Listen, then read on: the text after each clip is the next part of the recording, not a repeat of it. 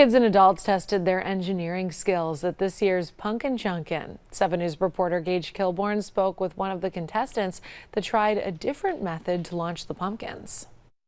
The village of Clayton was covered with thousands of people on Saturday, having some foods as barbecue ribs, apple fritters, and fried Oreos. But the main event was seeing people launch pumpkins into the St. Lawrence River. I think it's an outstanding event to hold.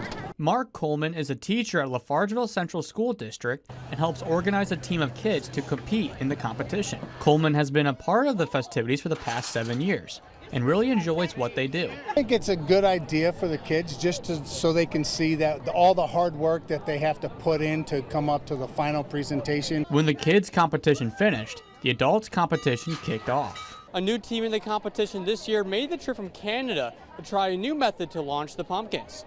By a bicycle, an idea they found from a YouTube video. And his was a hand crank, but we wanted more like incorporation of like we wanted people on it, and we wanted our team to be integrated into the machine, which is why we thought of the gear system in the bikes to charge the flywheel instead of a crank system. Callie Spencer and her team are from McMaster University in Hamilton, Ontario. Spencer and her team made several trips from Canada to the United States since they were not old enough to check in at a hotel in the United States. We rented an Airbnb down there, and then we've just been crossing the border every single day. Spencer is optimistic about making it an annual trip to Punkin Chunkin to improve her engineering skills.